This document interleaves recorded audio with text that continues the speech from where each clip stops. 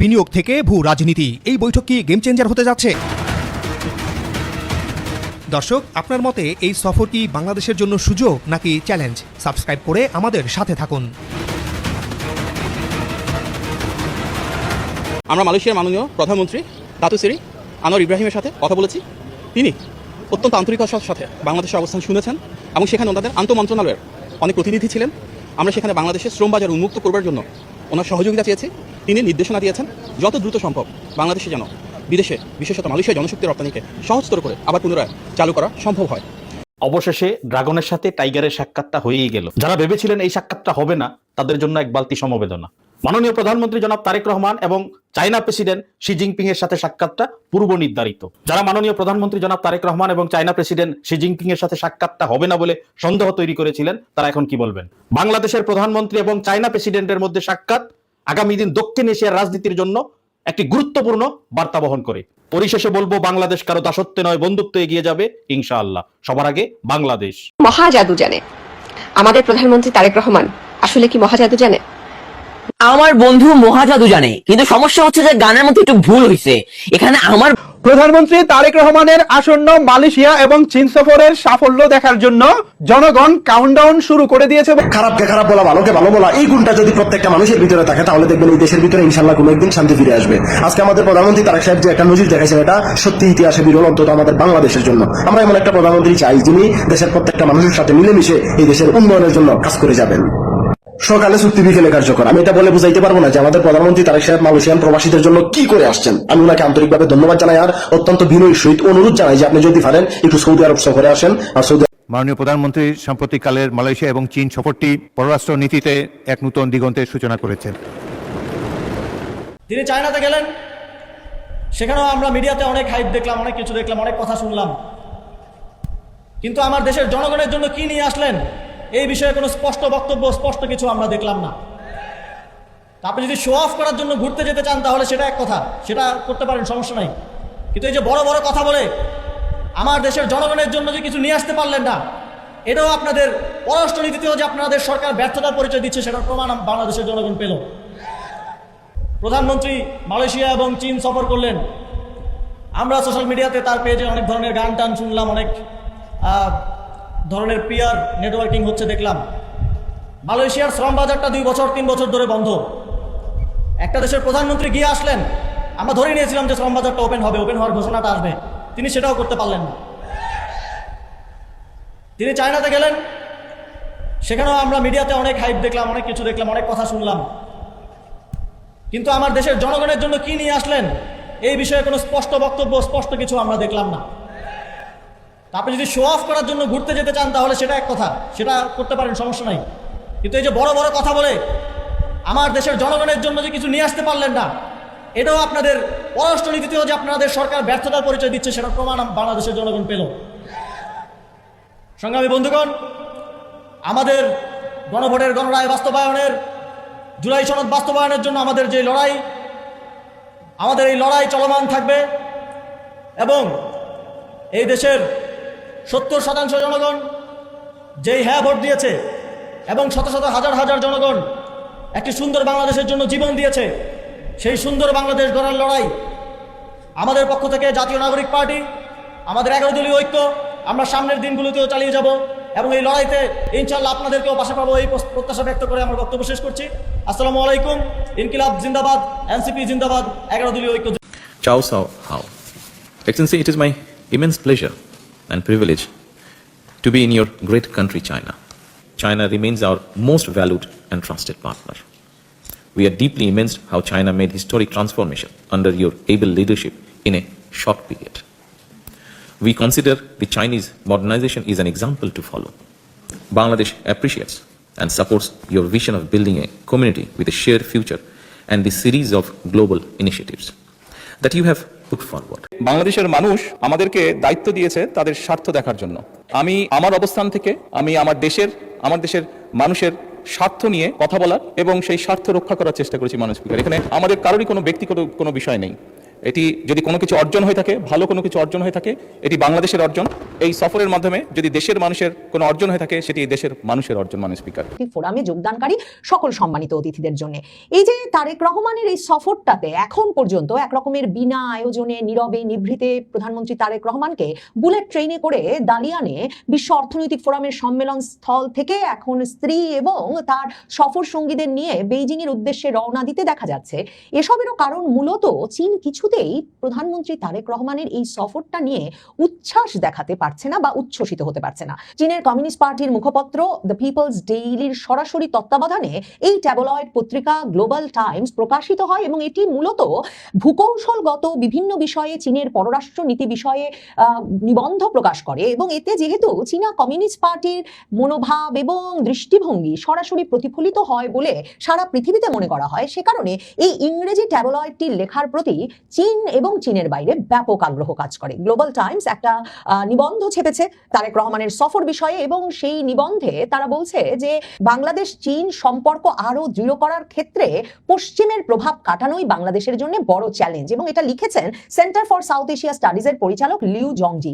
Liu জংজি তার এই লেখায় আসলে পরিষ্কার করে বলেছেন যে মার্কিন যুক্তরাষ্ট্র সহ পশ্চিম যে ধরনের ভাবে আষ্টে পৃষ্ঠে একরকমের বাংলাদেশকে বেঁধে রেখেছে, বাংলাদেশের চিন্তা, বাংলাদেশের নীতিগত পদক্ষেপ সবকিছুকে বেঁধে ফেলেছে, কিংবা যে ধরনের সর্বগ্রাসী চুক্তি হয়েছে পশ্চিমের পরাশক্তিগুলোর সঙ্গে, নিশ্চিতভাবেই তিনি নাম উল্লেখ না করলেও যে মার্কিন যুক্তরাষ্ট্রের চুক্তির কথা বলেছেন সেটা বুঝতে কোনো অসুবিধা হচ্ছে না। তাতে চীনের সঙ্গে সম্পর্ক যে জায়গায় পৌঁছে গিয়েছে গত 16 বছর ধরে, মানে সবচেয়ে বড় বাণিজ্য অংশীদারে পরিণত হয়েছে চীন শেখ হাসিনার আমলে, সেই জায়গা থেকে উত্তরণ ঘটানোর ক্ষেত্রে এই চ্যালেঞ্জগুলো সামাল দেওয়া কঠিন।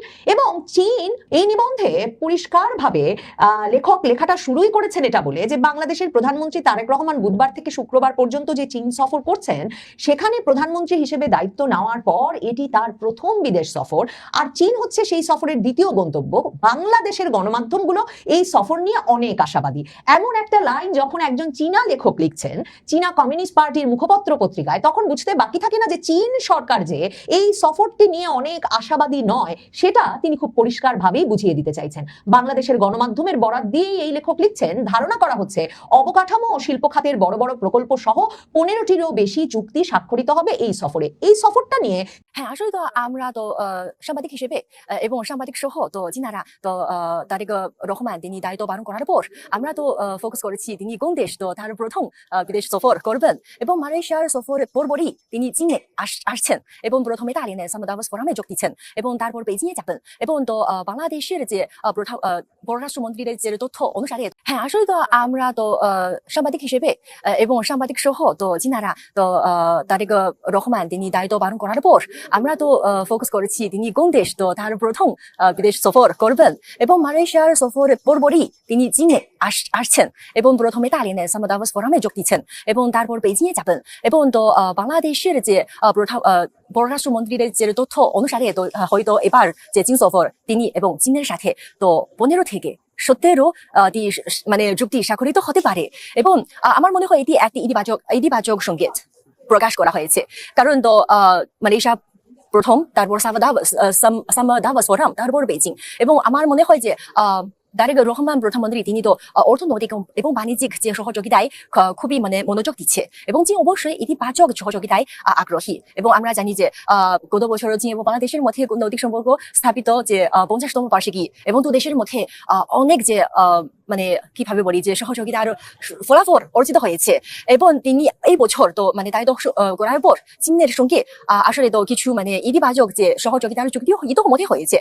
ঠিক যে তিনি চীনে আসার আগে একনিক আসলে তো মানে চীন ঘোষণা করেছে যে চীন বাংলাদেশে চীনে একটি অর্থনৈতিক ও বাণিজ্যিক শিল্প পার্ক তো হবে এবং এতে তো চীনের বিপুল বিনিয়োগ হয়েছে এবং আমি লক্ষ্য করেছি যে আসলে আগে তো চীন আসলে বাংলাদেশে অবকাঠামো ক্ষেত্রে অনেক যে বিনিয়োগ করেছে এবং সেতু তারপর টার্মিনাল ইত্যাদি এবং এখন আসলে চীনা যে বিনিয়োগকারীরা আরো বেশি আগ্রহী হয় যে বাংলাদেশের যে সবুজ সবুজ জ্বালানি, তারপর টিস্ট ক্ষেত্রে এবং ইলেকট্রিক গাড়িতে আরো বেশি যে আগ্রহী হয় বিনিয়োগ ক্ষেত্রে। আমার মনে হয় যে এটি একটি খুব ভালো সুযোগ। তো আমিও যে প্রত্যাশা করি যে তিনি সাভাতামস ফোরামে যে মানে চীনের সাথে সবুজ বেল্ট অ্যান্ড রোড নির্মাণে আরো যে প্রস্তাব নেবেন।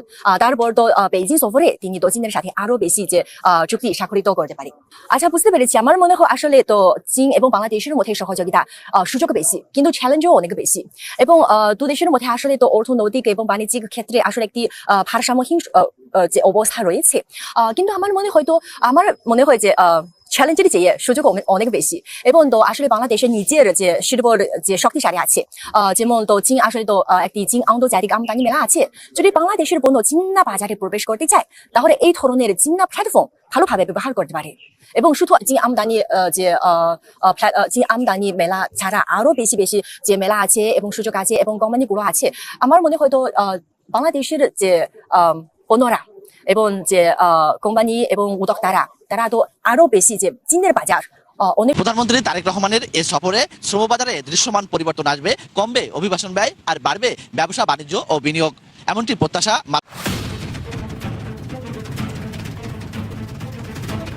বিনিয়োগ থেকে ভূ রাজনীতি, এই বৈঠক কি গেম চেঞ্জার হতে যাচ্ছে?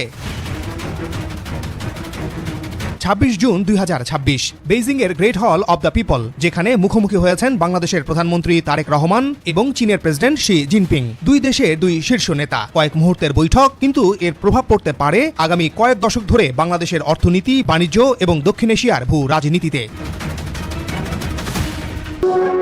রাজধানীর বেইজিং এ রাষ্ট্রীয় মর্যাদায় সাড়ম্বরে সংবর্ধনা দেওয়া হয় চীন সফররত বাংলাদেশের প্রধানমন্ত্রী তারেক রহমানকে। বেইজিং এর গ্রেট হল অব দি পিপলে তাকে স্বাগত জানান চীনের প্রধানমন্ত্রী লি সিয়াং। এ সময় তারেক রহমানকে লাল গালিচা সংবর্ধনা ও গার্ড অফ অনার প্রদান করা হয়। আনুষ্ঠানিক সংবর্ধনায় দুই দেশের উচ্চ পর্যায়ের প্রতিনিধি দল উপস্থিত ছিলেন। পরে দ্বিপাক্ষিক বৈঠকে বসেন দুই প্রধানমন্ত্রী। স্বাক্ষরিত হয় বাংলাদেশ ও চীনের মধ্যে 13টি সমঝোতা স্মারক। চীনের প্রধানমন্ত্রীর আয়োজনে বিশেষ নৈশভোজে স্ত্রী ডক্টর জোবাইদা রহমানকে সাথে নিয়ে অংশ নেন প্রধানমন্ত্রী তারেক রহমান। এক সংবাদ সম্মেলনে প্রধানমন্ত্রীর পররাষ্ট্র বিষয়ক উপদেষ্টা হুমায়ুন কবির ও প্রধানমন্ত্রীর কার্যালয়ের মুখপাত্র ডক্টর মাহাদি আমিন জানান, দেশের অবকাঠামো এবং অর্থনৈতিক উন্নয়নে স্বাক্ষরিত সমঝোতা স্মারকগুলো যুগান্তকারী ভূমিকা রাখবে। আমাদের সফরের মূল উদ্দেশ্য যেটা এমনিও একটা থাকবে, এমনিওর পাশাপাশি দ্বিপাক্ষিক সম্পর্ককে কিভাবে আরো জোরদার করা যায় এবং যে ভিত্তির উপরে বাংলাদেশ চায়নার সম্পর্ক গড়ে উঠেছে, যেখানে bilateral mutual trust, mutual interest, mutual respect সবচেয়ে বেশি গুরুত্ব পেয়েছে, সেটাকে আমরা ধারণ করতে চাই। চায়না ওয়েলকামস বাংলাদেশের application for regional comprehensive economic partnership. সফরের অংশ হিসেবে শুক্রবার চীনের প্রেসিডেন্ট শি জিনপিং এর সঙ্গে সাক্ষাৎ হওয়ার কথা রয়েছে প্রধানমন্ত্রী তারেক রহমানের। অবশেষে ড্রাগনের সাথে টাইগারের সাক্ষাৎটা হয়েই গেল। যারা ভেবেছিলেন এই সাক্ষাৎটা হবে না, তাদের জন্য এক বালতি সমবেদনা। মাননীয় প্রধানমন্ত্রী জনাব তারেক রহমান এবং চায়না প্রেসিডেন্ট শি জিনপিং এর সাথে সাক্ষাৎটা পূর্ব নির্ধারিত। যারা মাননীয় প্রধানমন্ত্রী জনাব তারেক রহমান এবং চায়না প্রেসিডেন্ট শি জিনপিং এর সাথে সাক্ষাৎটা হবে না বলে সন্দেহ তৈরি করেছিলেন, তারা এখন কি বলবেন? বাংলাদেশের প্রধানমন্ত্রী এবং চায়না প্রেসিডেন্টের মধ্যে সাক্ষাৎ আগামী দিন দক্ষিণ এশিয়ার রাজনীতির জন্য একটি গুরুত্বপূর্ণ বার্তা বহন করে। পরিশেষে বলবো, বাংলাদেশ কারো দাসত্বে নয়, বন্ধুত্বে এগিয়ে যাবে ইনশাআল্লাহ। সবার আগে Bangladesh. Welcome back to this parliament. মাননীয় সংসদ নেতা, আপনি সংসদ কক্ষে প্রবেশ করার কিছুক্ষণ আগে এই সংসদের সকল সদস্য, সরকারি দল এবং বিরোধী দল থেকে বক্তব্যের মাধ্যমে একটি প্রস্তাব পাশ করেছে। আপনাকে ধন্যবাদ জানিয়ে আপনার সাম্প্রতিক মালয়েশিয়া এবং চীন সফরের ফলে দেশের মর্যাদা বৃদ্ধি পেয়েছে বলে সবাই অভিমত ব্যক্ত করেছেন এবং বাংলাদেশের অর্থনীতিকে, পররাষ্ট্রনীতিকে এক নতুন দিগন্ত সূচনা করেছেন আপনি এই সফরের মাধ্যমে। সেজন্য আপনাকে ধন্যবাদ জানাচ্ছি এই সংসদের পক্ষ থেকে। Welcome back to this parliament. আপনি কিছু বলতে চাচ্ছেন? জি মাননীয় স্পিকার, আমি কিছু কথা বলতে চাচ্ছি। বিসমিল্লাহির রহমানির রহিম। মাননীয় স্পিকার, যে বিষয়ের উপরে আমাকে ধন্যবাদ জানানো হয়েছে এই সংসদের পক্ষ থেকে, তার জন্য আমি আন্তরিকভাবে কৃতজ্ঞ এবং আন্তরিকভাবে সকল সদস্যকে ধন্যবাদ জানাচ্ছি। মাননীয় স্পিকার, এখানে মূল বিষয় এটি হচ্ছে যে বাংলাদেশের মানুষ আমাদেরকে দায়িত্ব দিয়েছে তাদের স্বার্থ দেখার জন্য। আমাদের দলের অবস্থান থেকে আমরা একটি স্লোগান ব্যবহার করি, সেটি হচ্ছে যে বাংলাদেশ ফার্স্ট বা বাংলাদেশ প্রথম। আমি যে কাজটি করার চেষ্টা করেছি মাননীয় স্পিকার, আমি আমার অবস্থান থেকে আমি আমার দেশের মানুষের স্বার্থ নিয়ে কথা বলার এবং সেই স্বার্থ রক্ষা করার চেষ্টা করেছি মাননীয় স্পিকার। এখানে মাননীয় স্পিকার, এখানে আমাদের কারোরই কোনো ব্যক্তিগত কোনো বিষয় নেই। এটি যদি কোনো কিছু অর্জন হয়ে থাকে, ভালো কোনো কিছু অর্জন হয়ে থাকে, এটি বাংলাদেশের অর্জন। এই সফরের মাধ্যমে যদি দেশের মানুষের কোনো অর্জন হয়ে থাকে, সেটি এই দেশের মানুষের অর্জন মাননীয় স্পিকার। তবে মাননীয় স্পিকার, যেহেতু সংসদের সকল সদস্য, বিশেষ করে বিরোধী দলীয় নেতা, উনিও উৎসাহ প্রদান করেছেন দেশের জন্য, দেশের মানুষের পক্ষে কাজ করার জন্য, সেজন্য আবারও আমি আমার ব্যক্তিগত পক্ষ থেকে সকল সদস্য, বিরোধী দলীয় নেতা সহ সকল সদস্যকে আন্তরিকভাবে ধন্যবাদ জানাচ্ছি। ধন্যবাদ। বেজিংয়ের great hall of the people, চীনের প্রধানমন্ত্রী লি কেংয়ের সাথে বাংলাদেশের প্রধানমন্ত্রী মাননীয় জনাব তারেক রহমানের যে বৈঠকটি, এটা কিন্তু একটা মাইল ফলক। এবং আপনারা প্রত্যেকে জানেন গ্রেট অফ দ্য পিপল চীনের এই বেজিংয়ের এইটা খুব খ্যাতিমান, এবং সকল রাষ্ট্রপতিকে ওখানে মিটিংটা হয় না, এবং সেই সুযোগ এবং সম্মান কিন্তু জনাব তারেক রহমান পেয়েছেন। এবং এই যে সফরটা কিন্তু বাংলাদেশ এবং চীনের জন্য এটা খুবই গুরুত্বপূর্ণ একটি সফর ছিল, এবং বাংলাদেশের অর্থনৈতিক স্তর, সামরিক এবং সার্বিক মিলে বিশেষ করে বিনিয়োগের বিষয়টা খুব গুরুত্বের সঙ্গে বিবেচিত হয়েছে। এবং বিশেষ করে তিস্তা প্রকল্প, এই সব মিলে বাংলাদেশের একটা সফল, মাননীয় প্রধানমন্ত্রীর একটা সফল সফর ছিল চীন। আশা করি বাংলাদেশ এবং বাংলাদেশের সাধারণ মানুষ উপকৃত হবে এই সফর থেকে। আপনারা ভালো থাকবেন, সুস্থ থাকবেন। রাজনৈতিক কারণে বাংলাদেশের আমাদের পিএমের এই সফরটিকে কেন্দ্র করে অনেক আলোচনা সমালোচনা আন্তর্জাতিকভাবে হচ্ছে।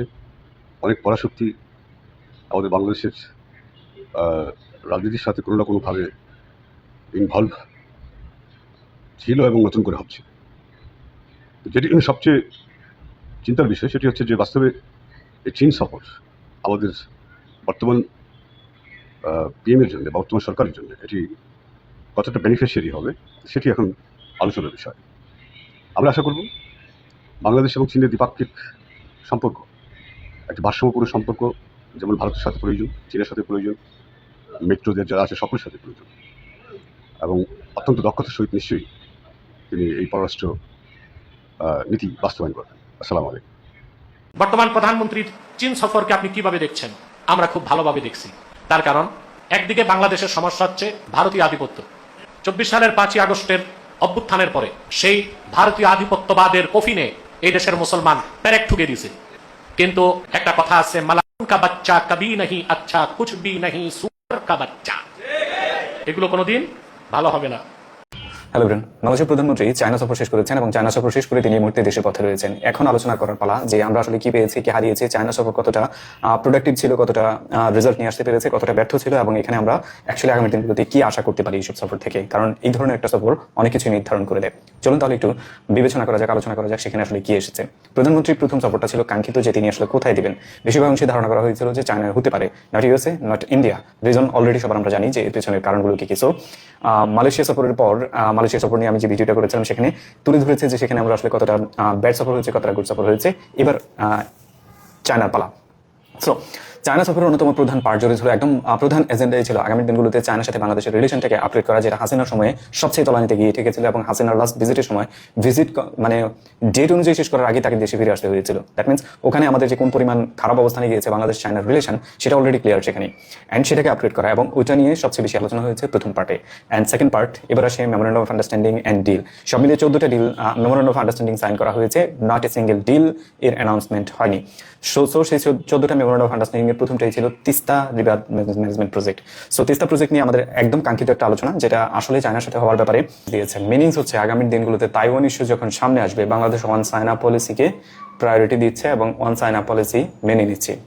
এই গভর্নমেন্টের মানে বিএনপি গভর্নমেন্টের একটা নেগেটিভ সাইড আছে অতীতের। 2001 সালে ক্ষমতা আসার পর তারা মূলত তাইওয়ানকে এজ এ স্টেট হিসেবে রিকগনাইজ করেছিল, যার ফলশ্রুতিতে সেই সময় চায়নার সাথে বাংলাদেশের সম্পর্ক একেবারে তলানিতে গিয়ে ঠেকেছে। এবং সেটারই সুবিধা নিয়েছিল যখন আওয়ামী লীগ সরকার ক্ষমতায় আসে 2009-এ। মানে তারপর আপনি দেখেছেন যে বাংলাদেশকে হাতে নেওয়ার জন্য শি জিনপিং স্টেট ভিজিট দিয়েছে বাংলাদেশে 2 দিনের। অ্যান্ড সেখান থেকে এটা আজকের এই অবস্থানে পৌঁছেছে, এবং এই সরকারকে এখন চায়না মূলত তার পক্ষে নেওয়ার জন্য কাজ করে যাচ্ছে। চান্সেস আর হাই যে আগামী দিনগুলোতে হয়তো শি জিনপিং এর একটা ভিজিট বাংলাদেশ পেতেও পারে। একইভাবে ওয়ান চায়না পলিসি অলরেডি গ্রহণ করেছে। দ্যাট মিনস হচ্ছে ফরেন পলিসি এই মুহূর্তে কি আছে সেটা বাংলাদেশ অলরেডি ক্লিয়ার করে দিয়েছে।